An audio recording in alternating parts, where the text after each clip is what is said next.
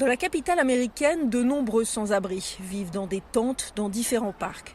C'est un spectacle que les autorités fédérales veulent progressivement faire disparaître d'ici la fin de l'année. McPherson Square figure sur la liste des sites où une réglementation de non-camping sera appliquée.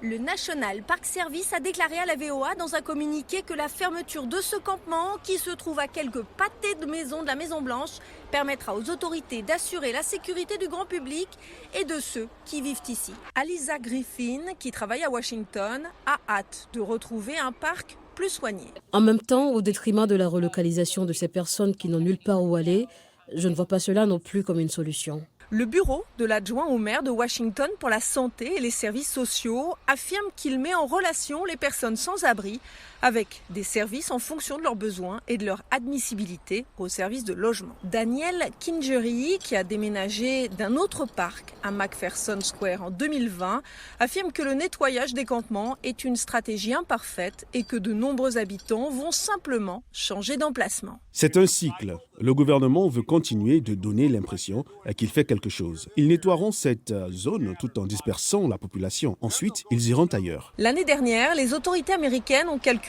que près de 600 000 personnes étaient sans abri à travers le pays. Kelly Andrae, qui dirige le Georgetown Ministry Center, affirme qu'une solution permanente exige une approche plus holistique. Il faut soutenir la santé mentale de ces personnes avec leurs troubles liés à la consommation de substances ou avec leur emploi et leur employabilité au sein de la communauté. Nous avons rencontré Monsieur Adexon pour la première fois en 2020 alors qu'il était sans abri. Après avoir décidé de demander de l'aide, il a maintenant son propre appartement et travaille. Je considère cela dans la perspective d'avoir de l'empathie et de la compassion et d'être en mesure de prêter main forte aux personnes sans abri et peut-être de les diriger vers les bonnes ressources.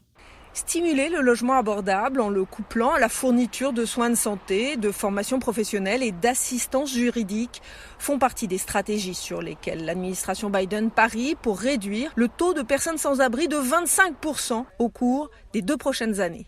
Le maire de Washington, Muriel Bowser, s'engage à ce que personne ne dorme dehors dans le district d'ici 2025.